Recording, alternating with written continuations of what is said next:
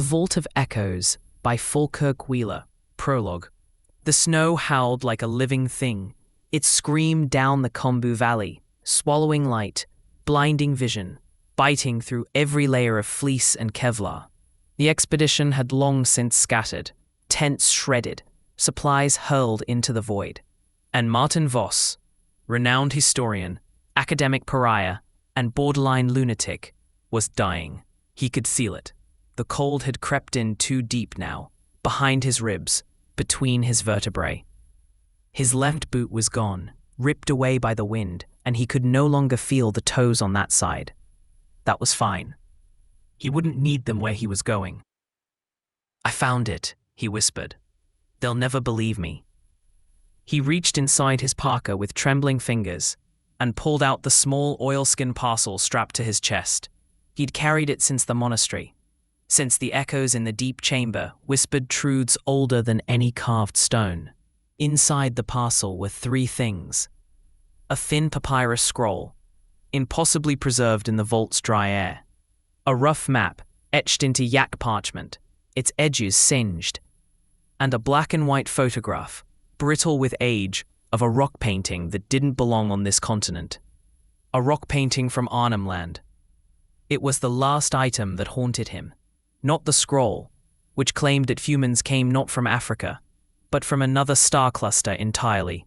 Not even the Roman bones found beside it. No, it was the aboriginal painting that broke him, because it was written, not drawn, not symbolic. Written, characters, punctuation, syntax, a structure so advanced that even the AI labs at Zurich had struggled to decode it. They had writing. Tens of thousands of years before the Phoenicians ever dipped reed into ink, the first peoples had already mapped the stars, recorded seasons, described tools, and warned of floods. Not in song, in ink, on stone. And if that was true, then the entire premise of Western history, its smug Eurocentric spine, would collapse. But the world wasn't ready. He stumbled forward another step, then collapsed into a snowdrift, so deep it might as well have been a grave. He had just enough strength to dig a hole into the icepack, slide the oilskin into it, and bury it beneath a jagged stone. Isla, find the vault. Not the German one, the real one. Below, the silence. His final breath steamed briefly in the void, then vanished into the white. The mountain took him. The scroll remained. Chapter 1. The letter from the ice. Zurich, midwinter. The city lay draped in grey. A sullen hush had fallen over the streets, broken only by the rhythmic hiss of the number 6 tram cutting through sleet. Pigeons huddled beneath overhangs, their feathers dusted white.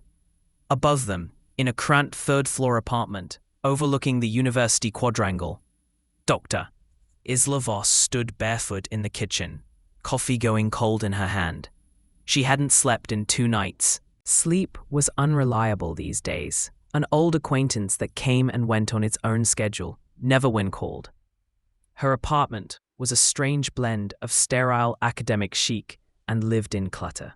Maps of glacial fault lines hung alongside cave drawings from Lascaux and Arnhem Land. Her father's leather satchel, worn smooth from decades of expeditions, sat on a hook by the door, unopened in years. Beside it, a dusty replica of a Roman gladius blade with a broken hilt. A childhood toy turned inherited myth. She stared out the window. Across the road, the anthropology building glowed faintly in the dawn light. Inside, no doubt, some junior researcher was making coffee and pretending they weren't planning their resignation. The department was eating itself alive: budget cuts, territory disputes, faculty turnover. Isla had avoided the worst of it by keeping to herself, but that isolation came at a cost. Her name still carried weight and baggage.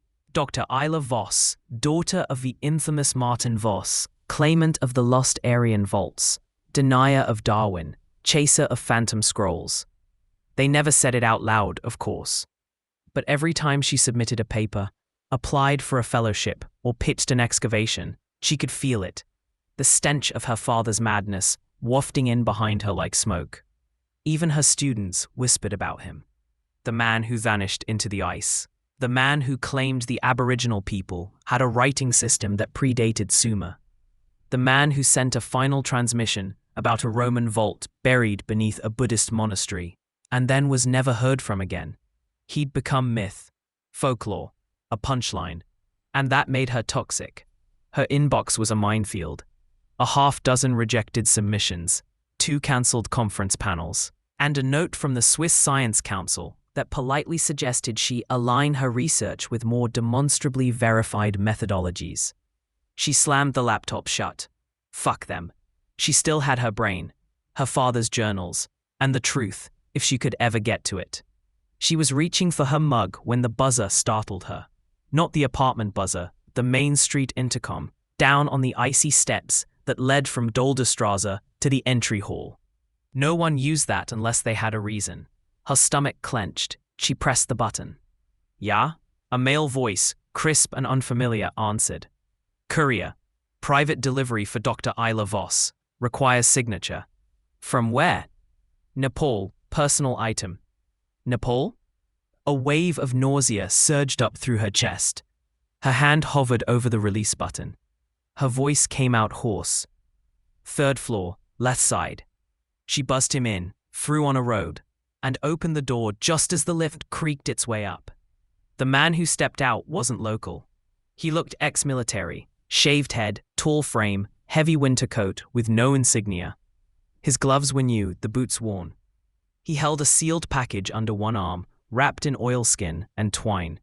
A red wax seal, intact. He handed her a digital pad. "Sign here. Who sent this?" "Not authorized to say. Package originated in Namche Bazaar. Final postmark 3 weeks ago." "Who?" "I just deliver." He turned and left without waiting. She locked the door, slid the bolt, and carried the parcel to the kitchen table. Her hands trembled. The wax seal was stamped with a crest she hadn't seen in 2 decades, a V inside a sunburst. Her father's personal sigil. He'd carved it into his notebooks. Branded it into leather. He used it instead of initials. It couldn't be. He was dead. Presumed buried beneath an avalanche 20 years ago. No body, no signal, no gear ever recovered. Just one final audio transmission, garbled and panicked, mentioning a vault beneath a monastery older than Christ.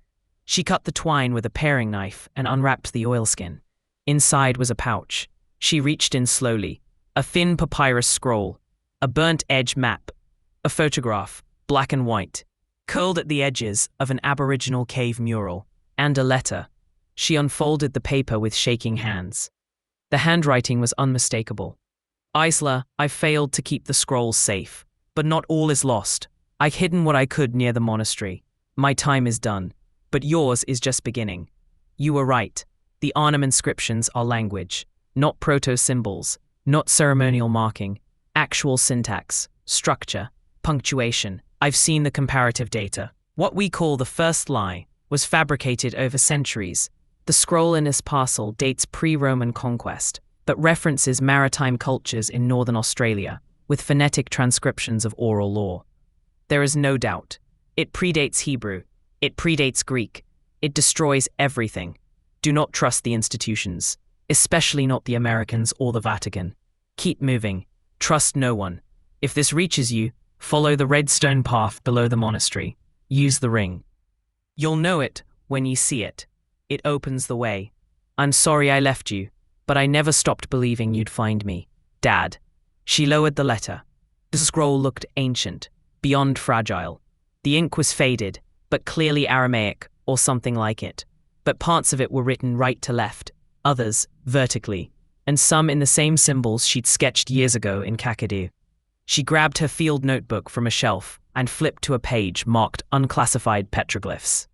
Site 17. Her eyes darted between her hand-drawn notes and the scroll. Match, partial match. She opened the photo. The mural showed a kangaroo mid-leap, surrounded by starbursts, wavy lines, and long flowing script unlike anything she'd ever seen. It was unmistakably writing, not art, not spiritual symbology, actual written language. But there was more. Scrawled on the back of the photo in faded ink, "Chilbrookie will wake when the smoke becomes stone. Chilbrookie." A Ghana fire ancestor. the keeper of songlines. She had only encountered the name once, in an obscure Dreamtime legend filed under non-linguistic oral traditions. Except this was written, annotated, and that meant someone had known. Someone had seen this before her. She suddenly became aware of how quiet her flat was. Too quiet. She crossed the room and slid her phone into airplane mode. Then she powered it off completely. She closed the curtains, locked the door again, turned on the radio, low static, to mask the silence. Then she opened her laptop, not the university one, the private one she kept encrypted and offline. She loaded the scan of the Arnhem Land database she'd collected 5 years ago and began comparing it to the scroll. Natch, mirrored glyph, syntax pattern, conjugation. It was a real language, and it was Aboriginal, and it was older than the Sumerians. She sat back, her heart thudding. This changed everything. Her father had spent his entire life looking for proof that civilization didn't begin in Mesopotamia, that there was a forgotten precursor, one wiped out by ice, migration, conquest, and colonial rewriting. This scroll and that photo were the smoking gun. But why now? And why her? She returned to the map, a red line traced through the Himalayas, a dotted circle marked Namtse, another silent gate. She'd never heard of either. But the coordinates at the top, if they were real, would put the monastery less than 20 kilometers from her father's last known position. Her phone buzzed once, a vibration alert. It was still powered off. She stared at it. The buzz came again, short, double tap. Someone had activated the embedded NFC chip. From close range, she froze. Someone had been listening. She packed the scroll, photo, and letter into a hard case, pulled an encrypted USB stick from behind the oven, grabbed her passport, her emergency fund, 2,500 Swiss francs in cash, and the satellite phone she kept hidden inside a box labeled coffee filters. There would be no grant proposals, no peer review, no academic oversight. This wasn't about publishing a paper. This was about protecting a history that someone clearly didn't want uncovered. She zipped her parka, slid on her gloves, and stared out the window one last time. It was time to finish what her father started. She was going to the Himalayas, and whatever waited beneath that monastery, she'd be the one to find it. Chapter 2, The Funding Gambit. Zurich smelled like diesel and cigarette ash the next morning. The snowfall had stopped, but the cold remained, a nice edge under a white sky. Isla Voss sat outside Café Riethal with a single espresso and a plan she hadn't spoken aloud in 20 years. She tapped her gloved fingers against the ceramic saucer, watching people blur past on their way to work. If she was going to pull this off, she had less than 48 hours to vanish, and for that, she needed one thing: money. She sipped the espresso and waited. At 8:17, a black Skoda pulled up to the curb. The man who stepped out looked like someone who spent most of his life facing wind. Dark jacket, cracked knuckles, white beard trimmed to stubble. He was thinner than she remembered, older, but there was no mistaking the eyes. Sharp, wolfish, calculating. Emil Drexler, ex-military logistics, former Alpine rescue, a legend in the Swiss cold weather circuit, also banned from every EU-funded research expedition for unauthorized dealings with foreign contractors. Isla had known him as her father's expedition fixer. The man who got supplies across embargoed zones, handled corrupt customs officials, and once smuggled a full mobile lab into Tajikistan inside a Soviet milk truck. He slid into the seat across from her and raised an eyebrow. "You look like hell. You're still alive." "Barely. What's this about, Voss? You called in a debt. That better mean something." She slid the photo across the table, the one of the cave painting, the symbols, the stars. He stared at it, then at her. "You're serious. I need to get to Namtse, fast. No flight plans, no paperwork." He whistled. "You do know that's technically inside a protected buffer zone. That's why I called you. Still can't pay me in respect, kid." She opened her pack and placed a worn envelope on the table. Inside, 20,000 Swiss francs. All the cash I have. There'll be more once I sell what's in the safe deposit box. He took the envelope, thumbed through it, then slipped it into his coat. I'll pretend I didn't see that. What's waiting for you in Namse? She hesitated. Something my father buried 20 years ago. Something people would kill for. Emil didn't flinch. That narrows it down. He pulled out a small notebook and started scribbling names. I can get you halfway through Nepal under a geology cover. Swiss glacier monitoring team. After that, you'll need someone with a spine and a flexible moral compass. Local fixers are jumpy right now. UN patrols have been sweeping the region looking for rogue drone traffic. Some idiot tried to fly a LiDAR rig over Bhutan without clearance. She watched him write. Who's available? He tapped a name. Lars Neumann. German. Mercenary, technically. Does private alpine security, mostly for VIPs and researchers. Reliable. Speaks 5 languages. Fought in the Donbass, then vanished for 5 years. Showed up last year running ops for an oil firm in Greenland. He's good. Quiet, not cheap. Any skeletons? Drexler smiled grimly. All mercs had skeletons. The good ones bury theirs deep. Fine, get him. Within the hour, Drexler had made 2 encrypted calls. Passed Isla a burner phone, and told her to meet him at the old funicular railway station the next morning. By afternoon, Isla was standing in a cold Zurich bank vault with a key that hadn't been touched since her father's disappearance. The safe deposit box opened with a soft click, and inside, wrapped in wool, were 3 things. 1. A gold signet ring with the Voss sunburst emblem. 2. A smaller scroll, written entirely in the Arnhem glyphs. 3. A cassette tape. She stared at the tape. No label. Unclear. Back at her apartment, she dug through boxes to find an old player. She slid the tape in, hit play. If you're hearing this, I'm probably dead. Or worse. Static. I found the gate. Not the German one. The one beneath it. The silence isn't natural, Isla. It's engineered. Layered. The air isn't circulating by chance. There's a system down there. Ancient, but not dead. Long pause. Don't trust the map. They buried the real entrance during the first retreat. You have to go through the ice shaft. The red stone will open. Use the ring. It's keyed. Another burst of static. Most of what they told you about civilization was written after the flood. All the first truths were stolen, twisted, hidden. A final phrase, barely audible. Chilbruki watches the fire line. Follow the smoke. Click. She sat in silence for a long time. Outside, the sky darkened. She knew what she was hearing. Not just a message, a warning, a directive. Her father had found something real. Something worth hiding. Something dangerous. She packed her bags. The next day, she met Drexler and Neumann at the Zurich Central Station under the guise of a transit pickup. Lars Neumann looked like a statue carved out of regret. Blonde, blue-eyed, jaw like a broken cliff. His parka was military issue. His demeanor wasn't unfriendly, just unreadable. He didn't smile when they shook hands. You're the professor. You're the gun. More or less. They took the 0710 train to Milan, then a car to Malpensa Airport, where Drexler's people had secured a charter flight to Kathmandu under a fake environmental grant. As the Alps vanished behind them, Isla watched Zurich fade into cloud. She had no idea if she'd ever see it again. Kathmandu, Nepal. The city was chaos in every direction. Motorbikes weaving between holy cows, children selling SIM cards. The heavy scent of diesel, incense, and frying bread hung in the air like fog. They were met by a man named Rajan, who handed over IDs, gear packs, and a set of permits under the guise of a glacier survey mission.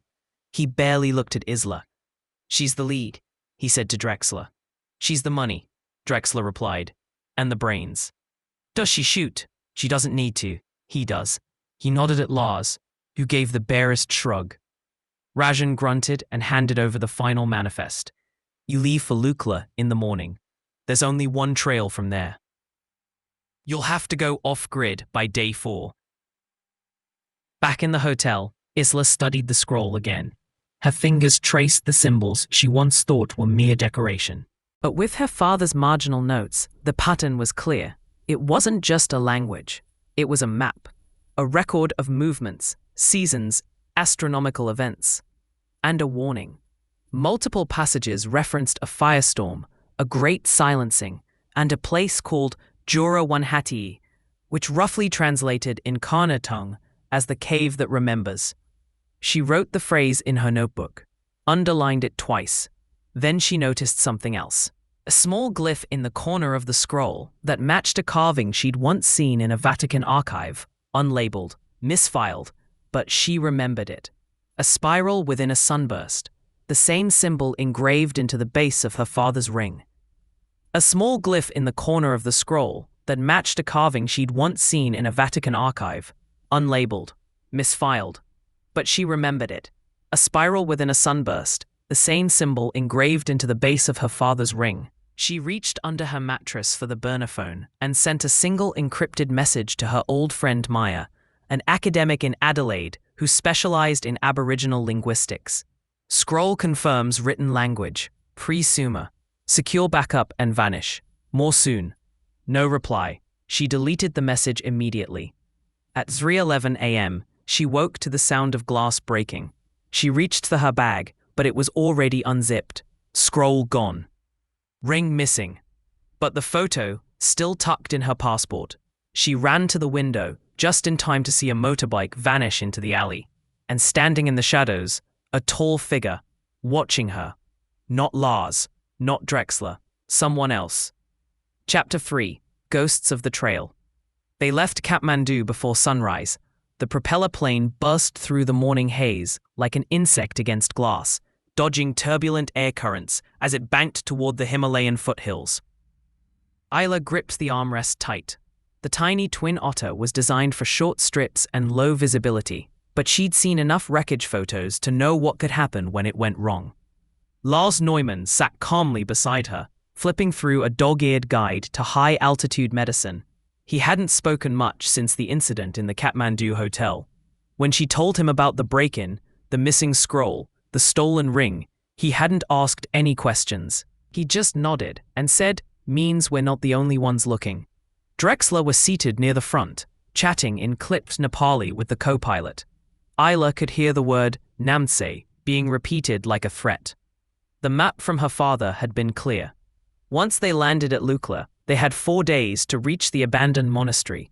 After that, no more trails, just cliffs, ice, and a red stone gate buried in centuries of silence.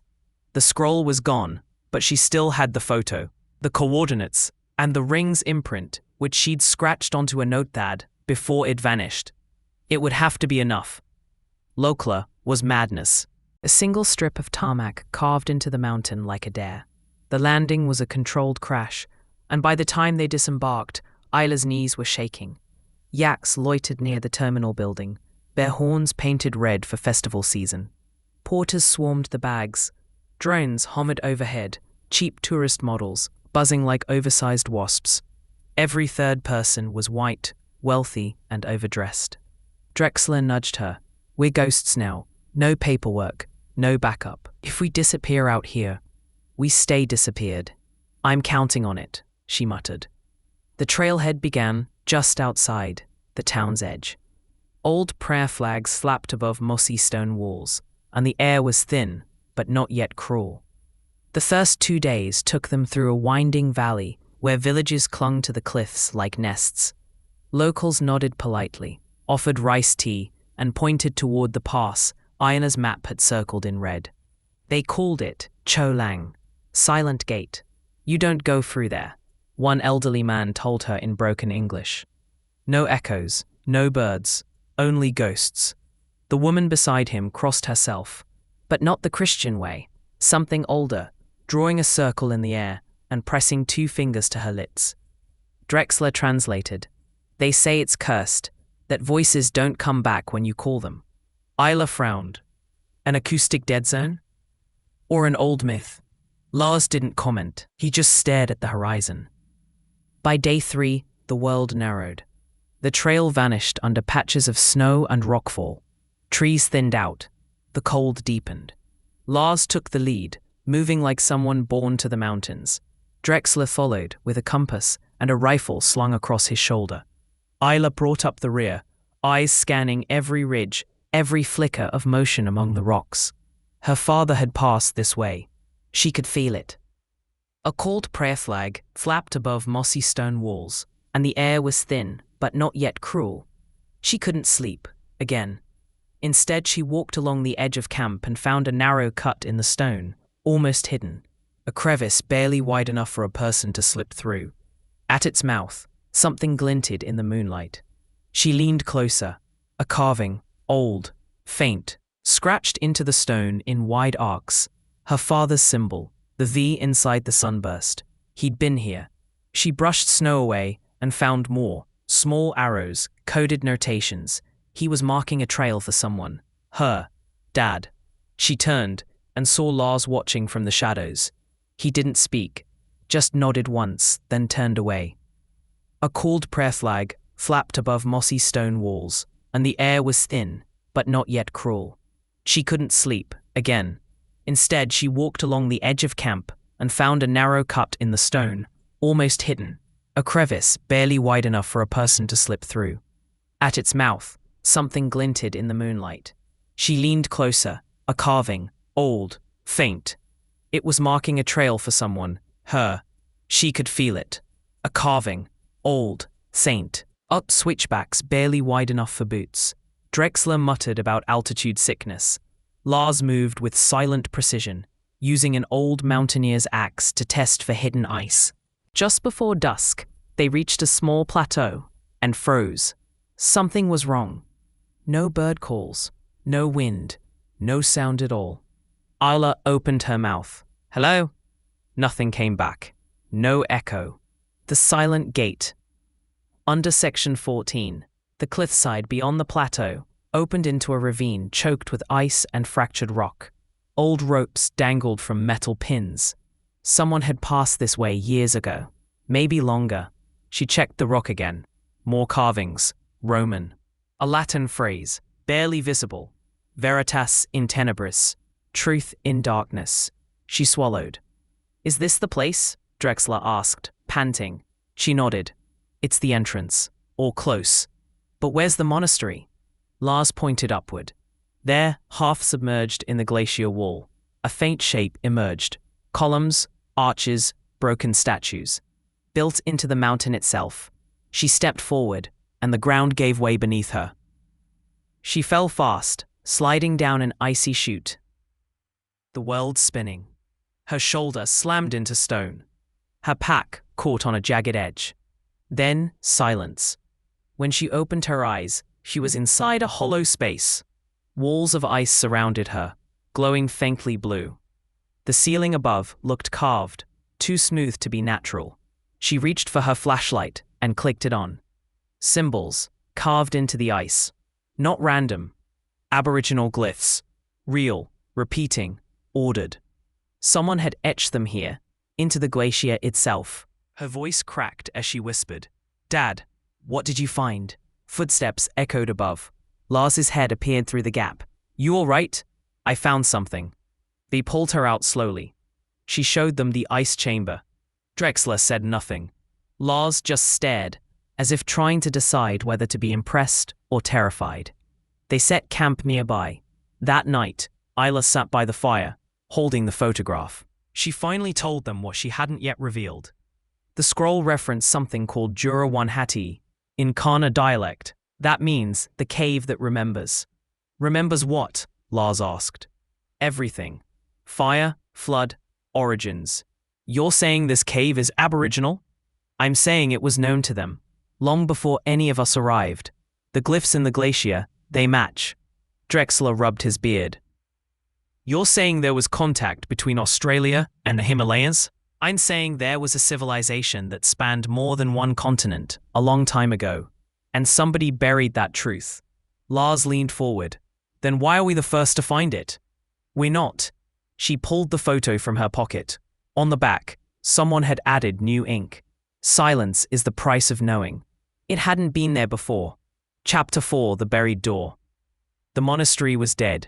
They reached it just after noon on day 5. The air thin enough to turn breath into smoke after every step. What had once been a place of worship was now a fossil embedded in the glacier wall, half choked by ice, half buried under snow, and wholly unnatural. The path leading to it had long collapsed. They climbed the final stretch with crampons and axes, scaling ice-pitted stone and wind-swept shale. Drexler wheezed behind them, lips cracked from altitude. Lars moved like a spectre, silent, barely needing the rope at all. The structure wasn't what Isla expected. It wasn't Buddhist. Not entirely. The lower arches were Roman, not in style, in engineering. Keystone supports, load-distributing vaults, carved angles aligned to solstice vectors. No lotus flowers, no bodhisattvas, just geometric repetition, spirals inside squares, sunbursts stamped into basalt columns. One stood out, intact despite the ruin, a solid stone door, 10 feet high and sealed with fused ice, and in its center, a depression shaped like a sunburst. Isla's fingers went numb. "That's the lock," she said. He said to use the ring. Lars brushed snow from the edges of the seal. "It's ancient, too precise to be ornamental." Drexler crouched, inspecting the join. No hinges, no seam. It's not designed to open. It's designed to stay shut. They circled the structure, trying to find a secondary entrance. Nothing. No side doors. No skylight collapse. Just snowdrifts and time. Then Isla found it, a rusted climbing peg, wedged into the rock, with an old cloth flag still tied to it. Black, faded, the emblem, an eagle holding a swastika. Her stomach twisted. The Nazis had been here. Asterisk. She called Lars over. He squinted at the insignia. "Schaefer's expedition," he said. 1943. SS Ahnenerbe. They searched for ancient Aryan sites across Asia. "I thought that mission was lost." It was. Disappeared without a trace. No survivors. No official record. Just rumors. Drexler grunted. "And now we're following them into a mountain that eats history." Isla didn't respond. She was kneeling at the foot of the main column, brushing away snow and soot. A line of Latin etched in the base stone. Et lux in tenebris lucet. And the light shines in the darkness. She'd seen the phrase in one of the father's old notebooks, scribbled in the margins next to coordinates. Her voice cracked. He found it. He made it inside. That night. They camped inside the first archway, shielded from the worst of the wind. Lars built a fire, using broken furniture left by earlier explorers. Charred remnants of crates, bits of rusted climbing gear. Isla stared at the sealed door. The depression in the center was unmistakably the same size and shape as her father's ring. The problem was, she didn't have the ring, but she had the impression, scratched into her notepad. She pulled the page free, placed it over the hollow, and used the end of a metal stylus to trace the outline. A faint click echoed through the stone. The ground beneath her boots vibrated, just slightly. Enough to feel. Lars stood up. "What did you do?" "I'm not sure." A deep groan echoed from behind the door. Stone against stone. Then silence. Isla leaned in. "There's a mechanism inside. It's still functional." Drexler looked skeptical. "After how many centuries? Design like this doesn't decay. It was built to last." Lars stepped forward and pulled a small pack from his coat. Inside, shaped charges. Isla's eyes widened. "You're not. If the lock's already responding, this is insurance, not destruction." She nodded slowly, but something felt wrong. She turned to Drexler. "How long would it take to cut through manually?" He laughed. "A month, and we die of hypoxia before the end." She sighed. "Then we open it tomorrow." That night, in her tent, Isla dreamed of her father. Not as the broken man from her last memories, but young, strong, in his field gear, waving at her from the mouth of the cave. He didn't speak, but he held something in his hand. The scroll. He pointed to the ice, to the glyphs carved within it, and drew a line across his throat. Then he vanished into the glacier. She woke, sweating. It was still dark, but something had changed. The wind had stopped. No noise. She crawled from her tent and saw that the door was glowing faintly. A soft blue light pulsed behind the seams. Lars was already awake, rifle in hand. He didn't ask questions, just nodded toward the archway. They approached in silence. The stone was cold, but humming, a vibration deep within. Isla pressed her palm to the glyph depression again, and the door groaned. Then, slowly, impossibly, it slid open. Beyond it, darkness. No air current, no dust. Just a corridor, straight and narrow, carved into black stone that didn't reflect light. The temperature dropped 5 degrees in seconds. Drexler stepped in first, headlamp sweeping the walls. Isla followed, heart hammering. The passage was clean. Too clean. No debris. No signs of collapse. No rodents. No cobwebs. And on the walls, carvings. Not Buddhist. Not Roman. Something else. Rows upon rows of abstract symbols, repeated like sentences. Some curved, some vertical, all etched with mathematical precision. She reached out and touched one. A sharp jolt shot up her arm. She gasped, recoiling. "What is it?" Lars asked, raising his weapon. "I don't know. It's warm." She tried another symbol, same result. A jolt, faint but electrical. Drexler held up a scanner. "There's current in the stone. Residual, like a capacitor." Isla whispered, "It's alive." They moved deeper. The corridor branched into a circular chamber with a vaulted ceiling, 30 meters wide. At its center, a metal tripod, and resting atop it, a sealed steel cylinder. Drexler whistled. "That's Wehrmacht issue." Lars nodded. "Nazi film canister." "Same kind used for recon footage." Isla stepped forward and lifted the lid. Inside, a reel of 35mm film, brittle but intact, and a folded note in faded German. Lars read it aloud. "They found the vault, but they should not have opened it." He looked up. "Whatever happened to the Schaefer team, it started here." They camped just outside the inner vault, now sure they weren't alone. Not physically, but something else. Each of them had felt it, the pressure, the silence that wasn't silence. Isla sat cross-legged, staring at the carvings on the wall. Some were variations of the glyphs she'd seen in Arnhem Land. Others mirrored the scroll she no longer had, but one series, near the far corner, was different, more structured, aligned in paragraphs. She traced the largest one.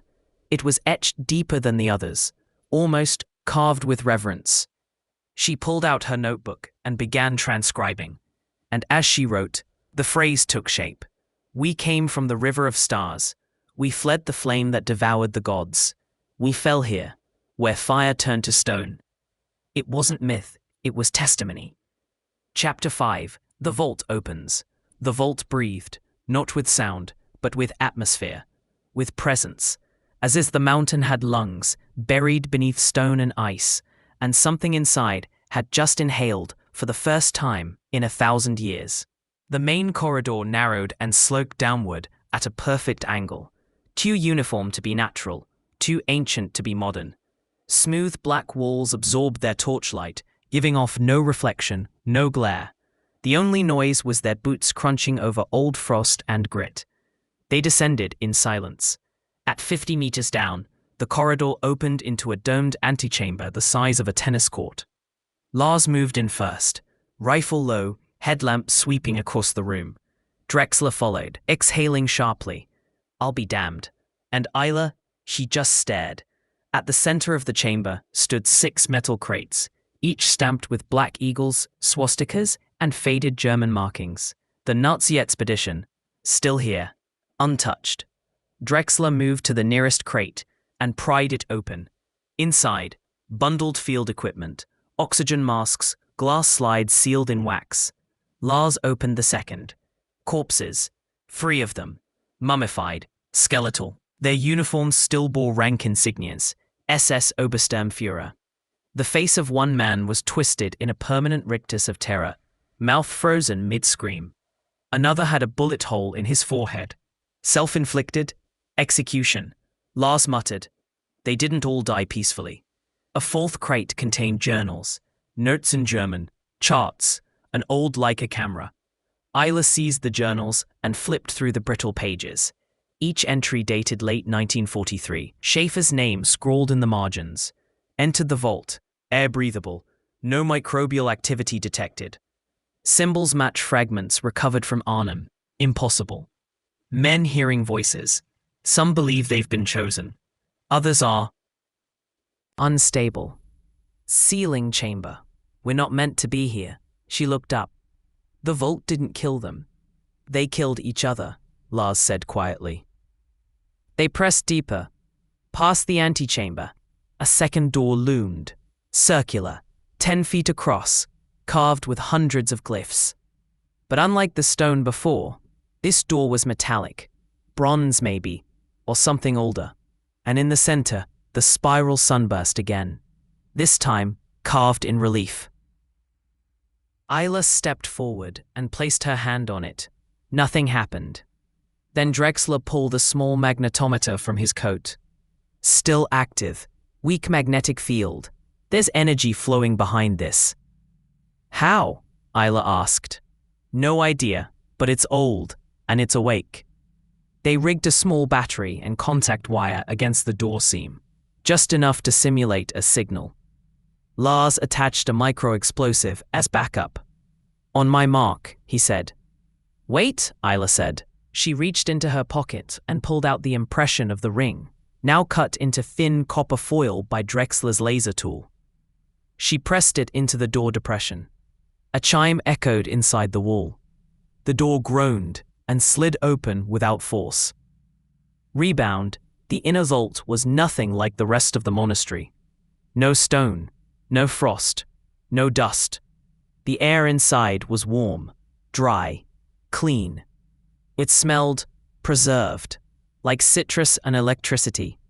They stepped inside slowly. Torches raised. The floor was tiled with interlocking slabs of black material, neither metal nor stone. The walls were etched with symbols and images, all meticulously carved into a surface that shimmered faintly like volcanic glass.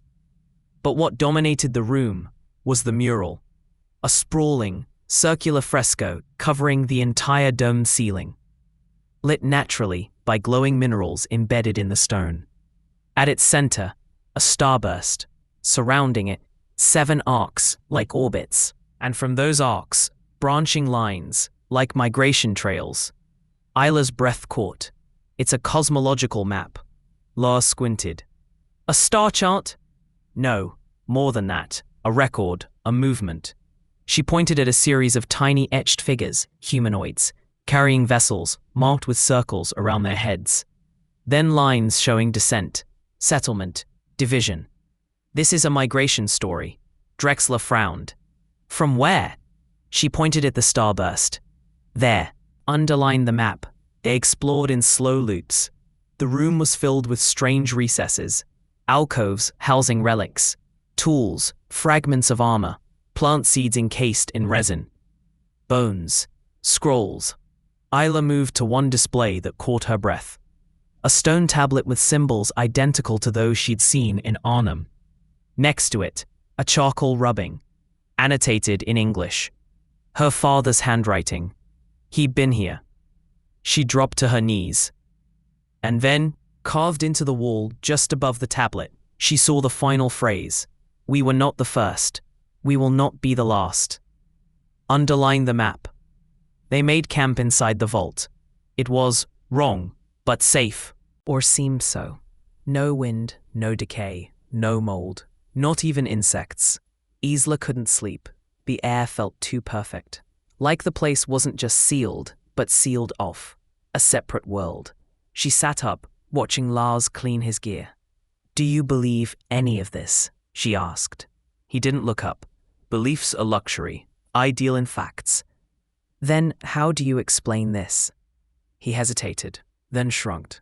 Maybe we're standing inside the remnant of something we can't comprehend. That doesn't mean it's alien. Could be pre-Ice Age. Could be something the Aboriginal ancestors understood, but we forgot. She watched his face. He wasn't rattled. But he wasn't comfortable either. You're not surprised. I've seen enough war to know history isn't written by survivors. It's written by winners. And winners lie. Drexler began scanning the fresco with a 3D laser tool. The results came back inconsistent. The surface reflects like it's alive, he muttered. And the starburst. It's pulsating, very slowly. He pulled out a thermal probe. The reading jumped. Jesus, that shouldn't be possible.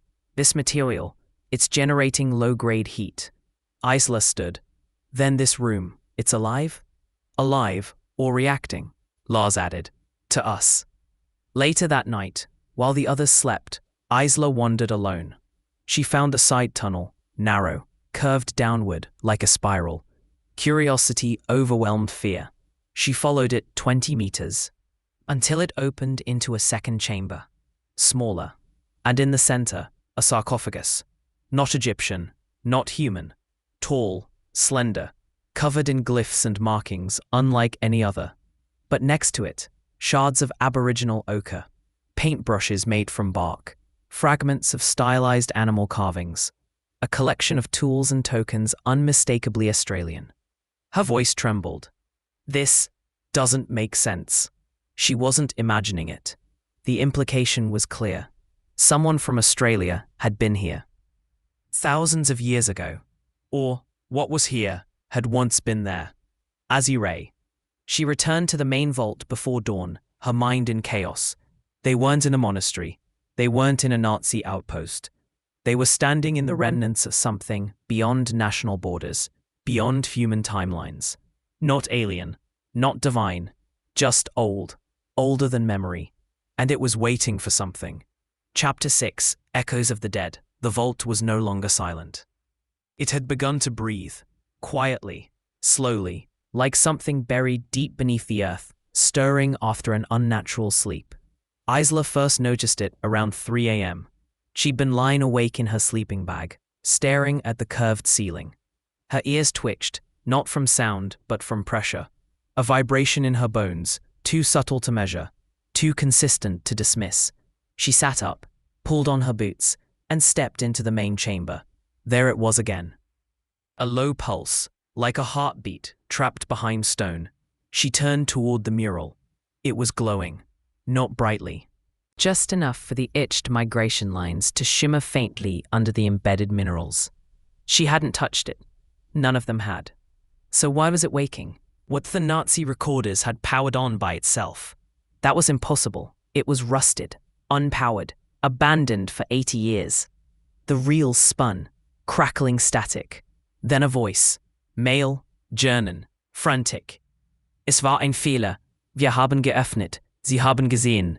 Please, it was a mistake. We opened it. They saw us. The voice cut off. A high-pitched tone followed. Then silence. Isla backed away, chest tight. She hadn't touched the player. No one had. R.I.S. Drexler woke screaming. She rushed back to their tent to find him thrashing in his sleep, eyes wide, pupils blown. He was soaked in sweat, muttering in Swiss German. Lars knelt beside him, trying to pin him down. Shh, Enil, wake up. But Drexler wasn't asleep anymore. He was stuck, caught between dream and memory. He grabbed Isla by the wrist, eyes locking with hers. You don't hear it, he hissed. Hear what? The voices. Behind the walls. They're speaking, she froze. What are they saying? He shook his head, trembling. I don't know, but it's not for us, not for us. Then he passed out. They let him rest, though Isla could see the damage. He was unraveling. Lars pulled her aside near the sealed chamber where she'd found the sarcophagus. He's not going to make it. This place, it's doing something to him. It's the pressure, the isolation. Lars shook his head. No, it's more than that. We're not alone down here. What do you mean? I've heard movement, echoes. Things shifting in the dark. It's like the vault has a memory, and we're triggering it. Isla was silent. Then she told him about the sarcophagus, about the aboriginal artifacts beside it, about the implication that someone, long ago, had traveled between continents before anyone believed it possible. Lars didn't flinch. I believe it. Why? He paused, then answered softly. Because I've seen the same glyphs in Greenland. She blinked. What? During a black site operation in 2018, deep under the ice. US base, unmarked facility. They showed us fragments, stone tablets, same symbols, same patterns. He stared at her. Someone's known about this for decades. Later, Isla returned to the mural. She ran her fingers across the outer arc, past the 7 orbits, to the strange angular cluster beyond them. There, etched faintly, was a symbol unlike the others. A hand, palm down, 5 fingers, open. And below it, a shape that looked like a split seed, or a double helix, a warning. A destination? She followed the shape's direction down the wall, tracing a groove that descended toward the floor. It led to a seam, a break in the stone. She pulled out her multi-tool and tapped along the base, hollow. She scraped away dust and frost, revealing a square tile unlike the others, carved with the spiral sunburst again. She pressed it. Nothing happened. Then Lars appeared behind her. "You found something." She stepped back. "Maybe." He dropped to one knee and pressed his hand against the tile, applying pressure. A deep click echoed through the wall, and the mural began to shift. Stone ground against stone. A circular segment of the wall retracted, revealing a passage. Dark, descending, and lined with inscriptions. They stared into the void. "Do we go?" she asked. Lars just nodded. "We're already too far in to stop." Drexler refused. He stayed behind, sitting against the crates. Eyes hollow. Isla and Lars descended alone. The tunnel curved like a spinal cord, organic, smooth, subtly ribbed with engraved lines. It led to a chamber unlike the others, a sphere, not a room, a hollow globe 20 meters across. And in its center, suspended by metal rods, was a massive obsidian orb. Floating, not touching the rods, not tethered, just hovering. Isla stepped closer. The orb shimmered faintly, like oil in sunlight. Inside its surface, images flickered. Shapes, landscapes. Stars, memories. She reached out, but Lars grabbed her wrist. "Don't." "Why?" "Because whatever it is, it's alive, or aware." She pulled back, then noticed something beneath the orb. A pedestal. Upon it, a slab of transparent crystal, flat as a touchscreen. And written across it, "The last offering was accepted." Lars stared. "What the hell does that mean?" Isla's throat felt dry. "I don't know, but I think this was the last place the Schaefer team reached." She turned and saw the bloodstains. Dark, faded, but still there. Traces of conflict, of sacrifice. They returned to the upper chamber. Drexler was gone. His pack, rifle and gear left behind. Just a single phrase carved into the stone wall near where he sat. "They're whispering in my dreams." Isla stared at the carving, fingers trembling. "He walked into the vault," Lars said quietly. "Or something took him."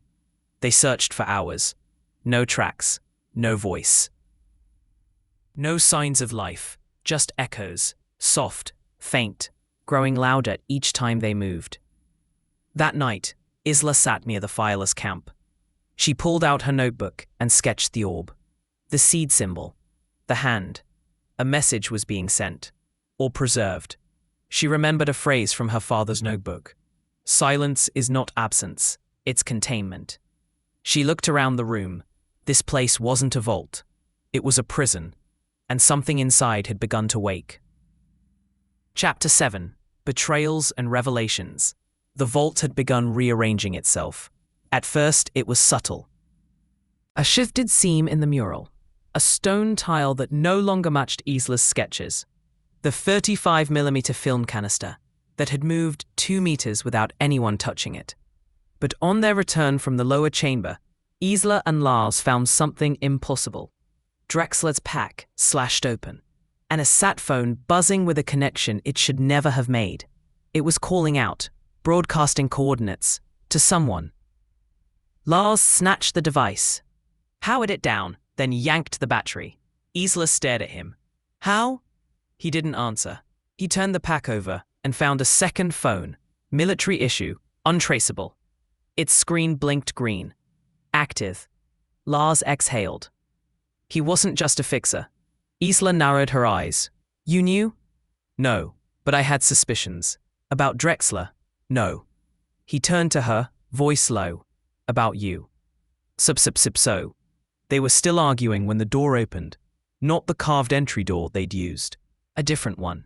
At the far end of the chamber, it slid aside with the same mechanical groan as before, and silhouetted in its frame stood a man Isla had never seen. Tall, clean-shaven, in Arctic gear. No frost on his boots. And behind him, two more figures, both armed. Lars raised his rifle instantly. The stranger didn't flinch. He stepped forward and pulled back his hood. Dr. Isla Voss. His accent was American. East Coast. Ivy League with military polish. Agent Thorn. Subsection 12. Interpol Intelligence Directive. I'm going to need you to step away from the mural. Isla blinked. You followed us. Thorn smiled. We didn't follow you. We guided you. The standoff fractured into chaos. Lars stepped between Isla and the newcomers. This is a sealed site. You're out of jurisdiction. Thorn ignored him. You've already activated the node, he said, eyes on Isla. You've done enough damage. Damage, she hissed. We've preserved something the world should have seen decades ago. Thorn's eyes narrowed. That something is not what you think. It's not a vault. It's not a time capsule. It's a filtration device. And every culture that's found it has paid the price. He reached into his coat and pulled out a small pulse emitter. We're going to neutralize the intelligence before it transmits again. Lars tensed. You destroy this, you destroy proof of everything. Exactly, Thorn said coldly. Then Isla made the connection. Who are you really? Thorn raised an eyebrow. I told you, Interpol. She shook her head. No, not just that. You're with Archive. Thorn went still. She stepped closer. You're part of the private syndicate that's been collecting anomalous artifacts from every corner of the globe. The ones who intercepted the Arnon scroll. The ones who tried to erase my father's expedition from the records. Lars stared at her. She didn't stop. I read the leaked report. Archive isn't a department. It's a containment strategy. And this vault? It's the last piece you need to finish the global rewrite. Thorn's smile vanished. Take the orb, he said to his Nen. Over. Lars opened fire. One of Thorn's operatives went down, shot through the collarbone. The other returned fire, grazing Lars's leg. Isla dove for cover as the chamber filled with gunfire and the sickening whine of ricochets on ancient stone. Thorn dropped the emitter and rolled behind a pillar. For 60 seconds it was war, then silence. Only one of Thorn's men was left breathing, barely. Lars was bleeding but standing. Thorn was gone. Over. They dragged the wounded operative into the side chamber and stripped him of gear. He muttered something in French, too slurred to pass, but Isla caught one phrase. Le conservateur veille toujours. The curator always watches. She turned to Lars. You knew about Archive? His jaw tightened. I knew rumors, whispers. After Greenland, I was approached by a man who offered me access to vault coordinates if I helped contain any active intelligence I encountered. So you're not here to protect this? I'm here to protect you. From what? Lars looked away. From the choices your father didn't make. Over. Later, as Isla sorted through the shattered remnants of Thorn's gear, she found something else. A folder. Inside, a photograph of her, taken 2 weeks ago in Zurich, standing at her apartment window. Another. A satellite thermal scan of the vault, dated 6 months earlier. A third, an old black and white photo from Arnhemland, the same cave painting, same glyphs. Only this one was dated 1901, long before her father. Someone had known for over a century, and someone had been watching her for years. In the following hours, Lars set up perimeter traps while Isla returned to the lower chamber. The orb was still hovering, but now it pulsed, faintly, a rhythm, almost a breath. She stepped closer. This time, the crystal panel beneath it had changed. A new phrase. Observer accepted. Memory transfer ready. She froze. Was it speaking to her? She reached toward the panel and stopped herself. Not yet. Not until she knew what it was showing. She turned and saw something else. A small compartment beneath the pedestal had opened. Inside, a disc, stone, carved. She listed it carefully. Etched on one side, the Arnhem glyphs. On the other, a mix of ancient scripts, linear A, rongo, Old Norse, even a pattern that resembled Cree syllabics. It was a Rosetta Stone, from nowhere and everywhere. Back in the camp, Lars examined it under a magnifier. This was made to be found, or left behind. Isla said, "To warn? To teach." They stared at each other. She finally asked, "Why didn't you stop me?" "When? In Zurich, when you knew who I was." "What I'd find," he hesitated, then said, "because I've seen what happens when truth is buried too deep, and because you deserve to finish what he started." She didn't ask who he meant. She already knew. A bridge. That night, Lars stood watch while Isla lay awake, turning the stone disc over in her hands. The vault pulsed, and from far below, she could hear something shifting. Not machinery, not people, something alive. Chapter 8. Collapse. The mountain was groaning. It began at dawn, subtle as breath. A tremor in the floor, a flicker of light in the vault's mural, a soft exhalation of warm air from nowhere. By mid-morning, the pulses from the orb had quickened, like a heart rate rising under duress. Isla stood in the central chamber, staring up at the fresco. Lines were shifting, not just glowing, changing. Migration arcs curved where before they bent. Star positions slid across constellations. One of the humanoid figures had gained a new arm. It wasn't her imagination. The vault was rewriting itself. Lars stormed in with urgency in his eyes. The west wall just cracked. Something's moving in the lower corridor. Seismic? Maybe. Or reactive. He placed a hand against the wall. The vibrations now came in steady pulses, like a countdown. Whatever we activated, it's growing unstable. Could it be triggered by our presence? Or by what we touched? The disc, the panel, that last transmission Fawn's men tried to intercept. Isla turned to her pack and pulled out the aboriginal disc again. She held it toward the mural. The glyphs glowed, just for a moment, then dimmed. She whispered, "It's like it knows what we're holding." Lars nodded. "That disc isn't a message. It's a key." A sudden metallic bang echoed from the lower passage. Lars grabbed his rifle and motioned for Isla to stay back, but she didn't. They descended together, weapons drawn, breaths shallow. When they reached the chamber with the floating orb, it was already too late. Someone was standing there, a woman, barefoot, hair matted, clothes ragged. Isla froze. Daria? She was alive, but not well. Her eyes were wide, pupils dilated. She didn't blink. She stood inches from the orb, hands stretched outward, her skin illuminated by the glow. "Daria," Isla whispered again. She turned and smiled. "Didn't think you'd come so far," she said softly.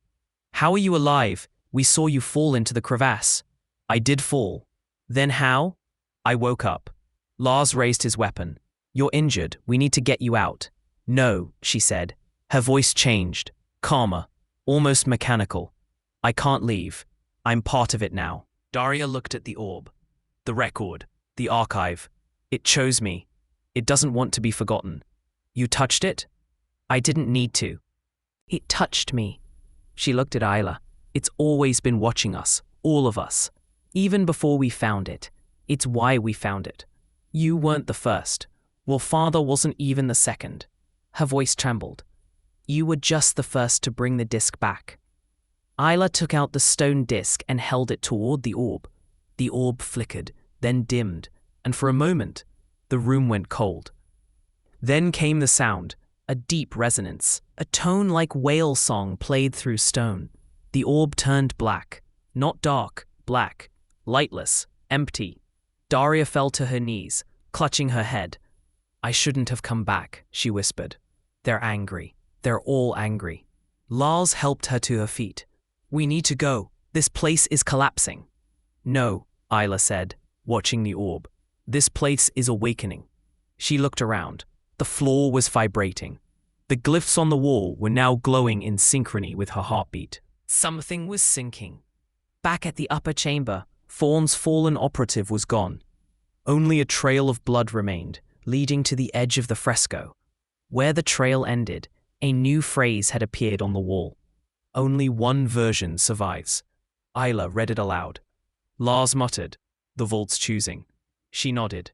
It's not just storing information. It's curating it, pruning it, choosing what gets remembered and what gets erased. Like a living historian. Like a gatekeeper.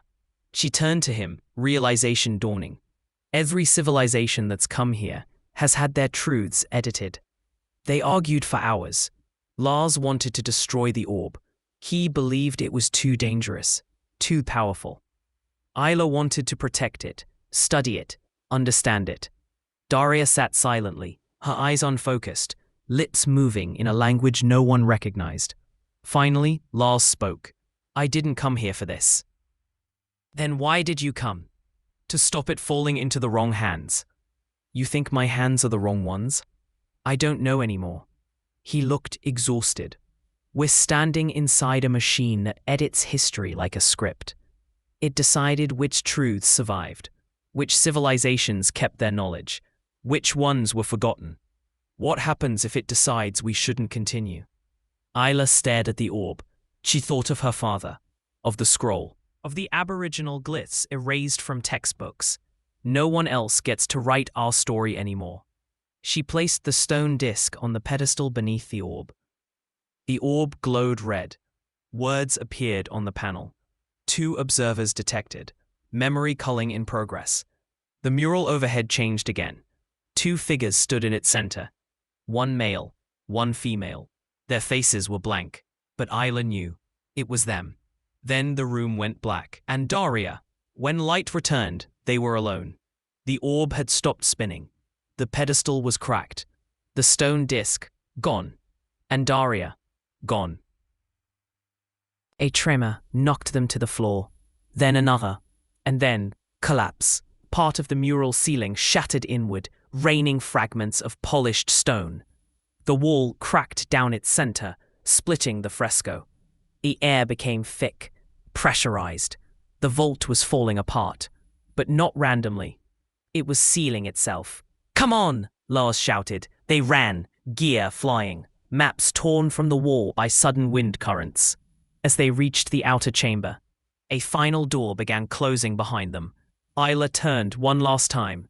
The orb was pulsing again, red, then blue, then gone. Darkness swallowed the vault. They emerged into the pale dawn light of the glacier mouth, just as the cliffside rumbled and began folding in on itself. Ice cracked like thunder. A whiteout swept across the plateau. The monastery, what remained of it, vanished beneath snow and silence, and the vault, gone, buried again. Waiting, they stood in the frozen wind, panting, bloodied, eyes wild. Isla held the final artifact she'd grabbed on the way out, a fragment of the disc, broken in the fall. Lars looked at her. Well? She nodded. It's enough. Chapter 8, Collapse. The mountain was groaning. It began at dawn, subtle as breath, a tremor in the floor, a flicker of light in the vault's mural, a soft exhalation of warm air from nowhere. By mid-morning, the pulses from the orb had quickened, like a heart rate rising under duress. Isla stood in the central chamber, staring up at the fresco. Lines were shifting, not just glowing, changing. Migration arcs curved, where before they bent. Star positions slid across constellations. One of the humanoid figures had gained a new arm. It wasn't her imagination. The vault was rewriting itself. Lars stormed in with urgency in his eyes. The west wall just cracked. Something's moving in the lower corridor. Seismic, maybe, or reactive. He placed a hand against the wall. The vibrations now came in steady pulses, like a countdown. Whatever we activated, it's growing unstable. Could it be triggered by our presence? Or by what we touched, the disc, the panel? That last transmission Fawn's men tried to intercept. Isla turned to her pack and pulled out the aboriginal disc again. She held it toward the mural. The glyphs glowed, just for a moment, then dimmed. She whispered, "It's like it knows what we're holding." Lars nodded. That disc isn't a message. It's a key. A sudden metallic bang echoed from the lower passage. Lars grabbed his rifle and motioned for Isla to stay back, but she didn't. They descended together, weapons drawn, breaths shallow. When they reached the chamber with the floating orb, it was already too late. Someone was standing there. A woman, barefoot, hair matted, clothes ragged. Isla froze. Daria? She was alive, but not well. Her eyes were wide, pupils dilated. She didn't blink. She stood inches from the orb, hands stretched outward, her skin illuminated by the glow. Daria, Isla whispered again. She turned and smiled. Didn't think you'd come so far, she said softly. How are you alive? We saw you fall into the crevasse. I did fall. Then how? I woke up. Lars raised his weapon. You're injured. We need to get you out. No, she said. Her voice changed, calmer, almost mechanical. I can't leave. I'm part of it now. Daria looked at the orb, the record, the archive. It chose me. It doesn't want to be forgotten. You touched it. I didn't need to. It touched me. She looked at Isla. It's always been watching us, all of us, even before we found it. It's why we found it. You weren't the first. Your father wasn't even the second. Her voice trembled. You were just the first to bring the disc back. Isla took out the stone disc and held it toward the orb. The orb flickered, then dimmed, and for a moment, the room went cold, obscure.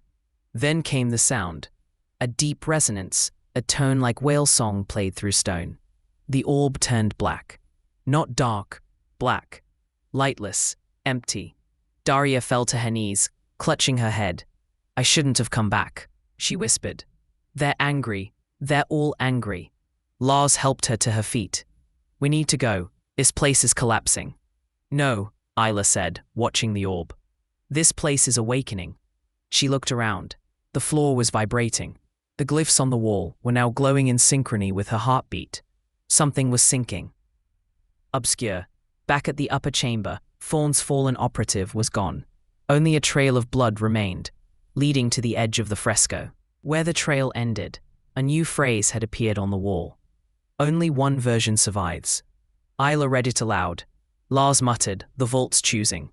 She nodded. It's not just storing information, it's curating it, pruning it, choosing what gets remembered and what gets erased. Like a living historian, like a gatekeeper. She turned to him, realization dawning. Every civilization that's come here has had their truths edited. Utskir. They argued for hours. Lars wanted to destroy the orb. He believed it was too dangerous, too powerful. Isla wanted to protect it, study it, understand it. Daria sat silently, her eyes unfocused, lips moving in a language no one recognized. Finally, Lars spoke. I didn't come here for this. Then why did you come? To stop it falling into the wrong hands. You think my hands are the wrong ones? I don't know anymore. He looked exhausted. We're standing inside a machine that edits history like a script. It decided which truths survived, which civilizations kept their knowledge, which ones were forgotten.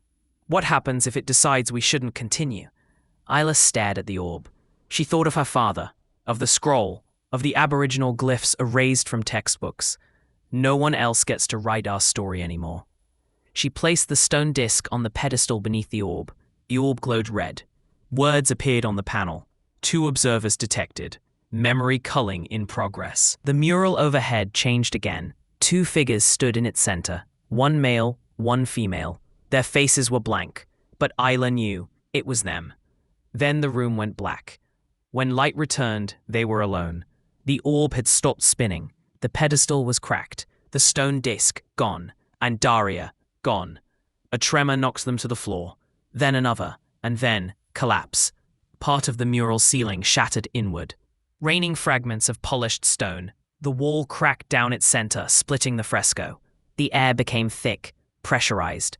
The vault was falling apart, but not randomly. It was sealing itself. Come on, Lars shouted. They ran, gear flying, maps torn from the wall by sudden wind currents. As they reached the outer chamber, a final door began closing behind them. Isla turned one last time. The orb was pulsing again. Red, then blue, then gone. Darkness swallowed the vault. They emerged into the pale dawn light of the glacier mouth, just as the cliffside rumbled and began folding in on itself. Ice cracked like thunder. A whiteout swept across the plateau. The monastery, what remained of it, vanished beneath snow and silence. And the vault, gone, buried again, waiting. They stood in the frozen wind, panting, bloodied, eyes wild. Isla held the final artifact she'd grabbed on the way out. A fragment of the disc, broken in the fall. Lars looked at her. Well? She nodded. It's enough. End of chapter 8.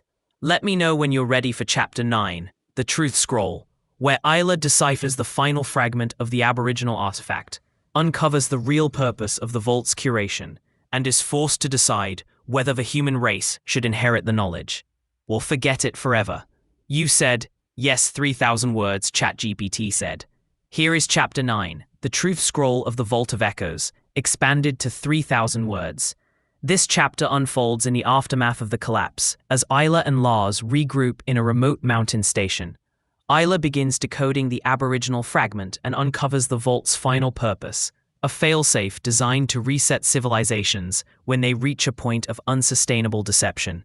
The scroll her father once carried is revealed to be part of a pattern that repeats every few thousand years. Revelation, collapse, survival. Chapter 9. The Truth Scroll. The mountains were quiet again.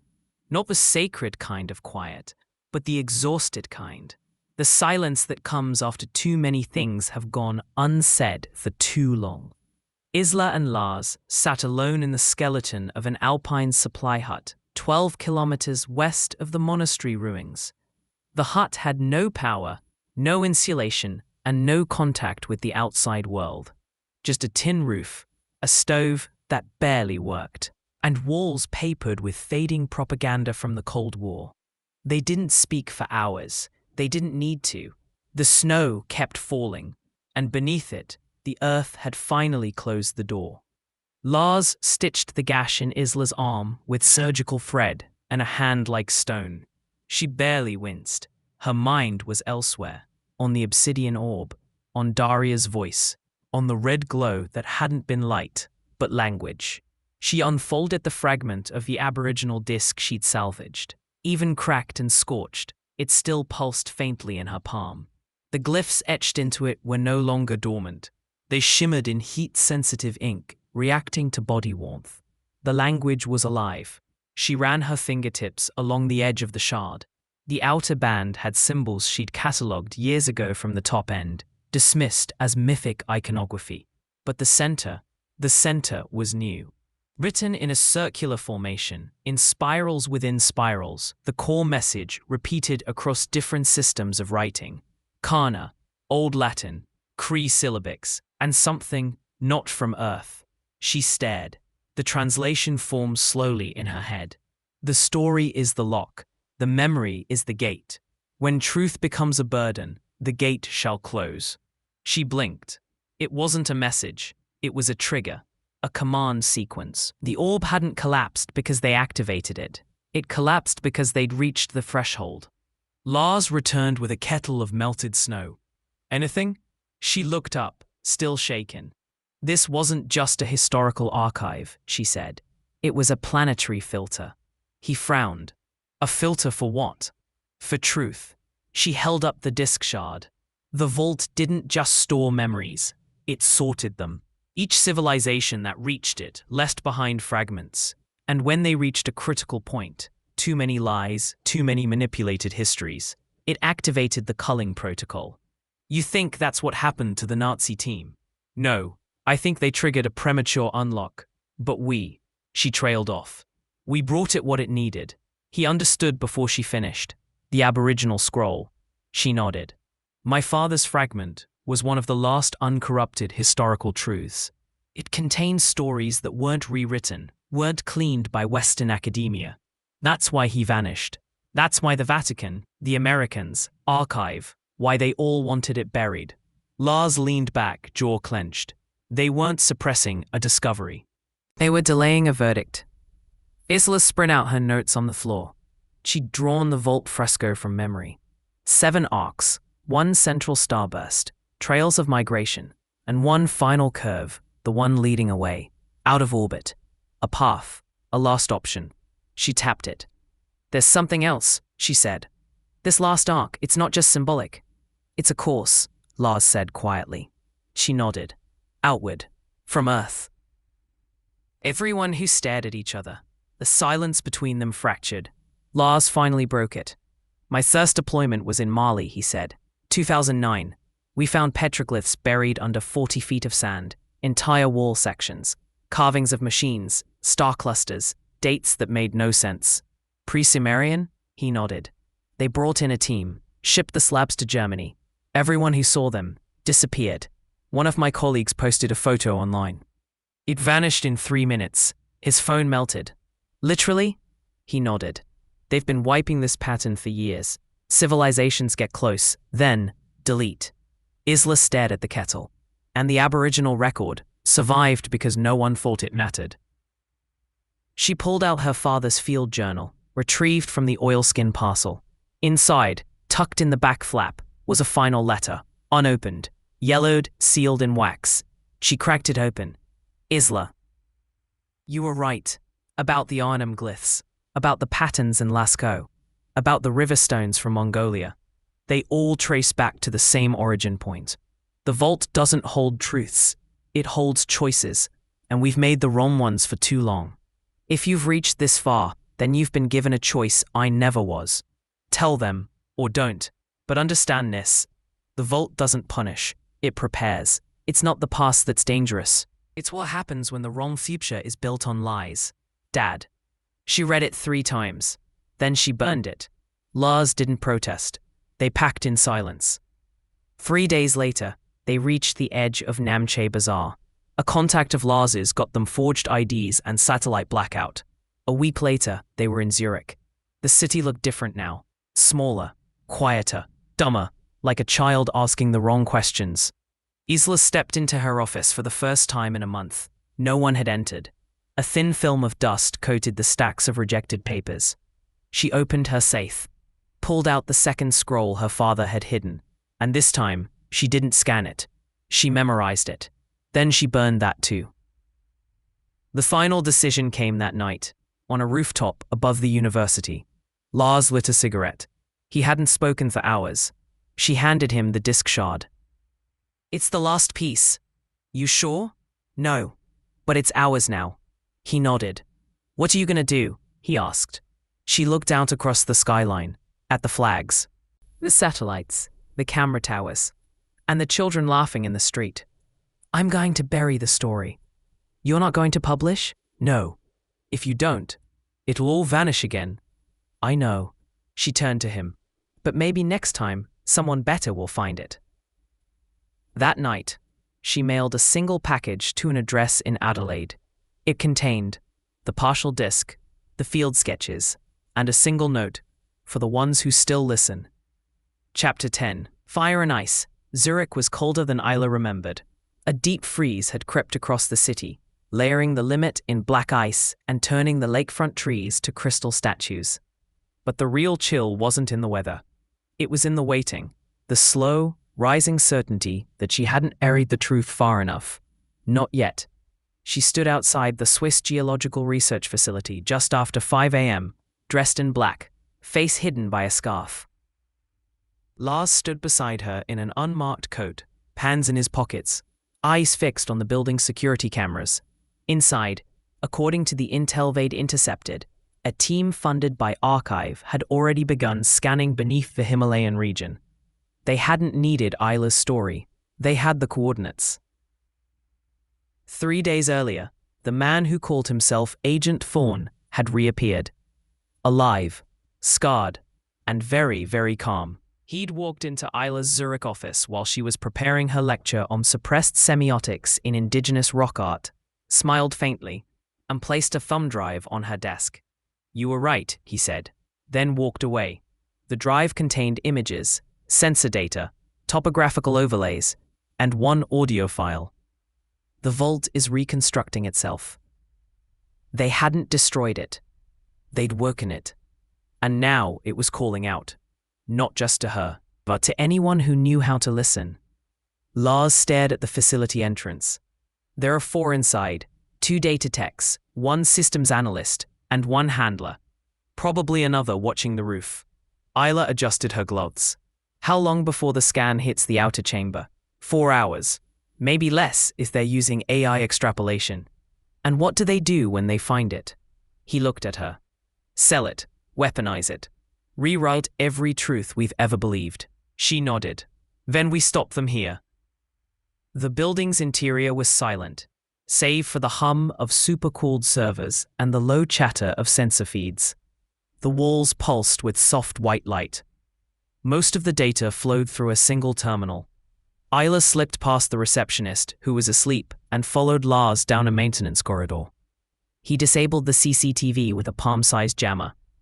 They reached the server room without alerting anyone. The monitor displayed a 3D rendering of the Himalayan glacier. Beneath it, the vault, the fresco, the inner chamber. The orb, rebuilt in projection, pixel by pixel, artificial intelligence had already filled in the missing parts. They didn't need the real thing. They were going to replicate it.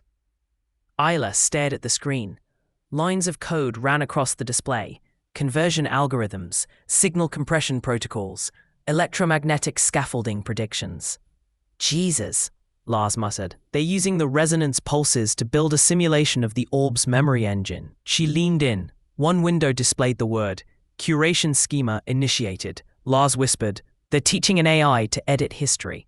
She reached into her bag and pulled out the final device her father had given her, a failsafe, a thermite pulse emitter, custom-made, one use only. If detonated near a neural core, it would irreversibly scramble everything connected to the scan, digital and hardware. Do it? She asked. He hesitated. You sure? She stared at the screen, the orb, the mural, her father's handwriting being dissected by software. I didn't bury the truth just to have it revived by liars. She activated the emitter. The room went white. A thermite pulse emitter. Smoke poured from the ventilation ducts. Data feeds died. The orb flickered and vanished from the screen. Across Zurich, every archive uplink connected to the vault fried. And with it, so did the future they were building. Under reset, they left the facility before the fire alarm sounded. Under reset, that evening, they returned to Isla's flat. No more secrets, no more vaults, just two people, and a question no one could answer. Had they done the right thing? Under reset, she pulled out the final page of her father's journal, the one he'd labeled Legacy. It read, to preserve everything is to preserve the lie. To forget everything is to erase the lesson. The vault was never meant to be a library. It was meant to be a mirror. Let those who look into it decide whether they deserve to see what's looking back. She stared at the page until the words blurred. Then she folded it, sealed it, mailed it. To the Australian Museum of Indigenous Cultures. No return address, just a note. For safekeeping, not for display. Under reset, Lars sat beside her on the rooftop that night, watching smoke drift over the lake. Do you think it'll stay buried this time? He asked. She shook her head. No. But you did what you could. She nodded. And someone else will do more. Under reset, far away in Arnhem Land, a child stood at the mouth of a cave.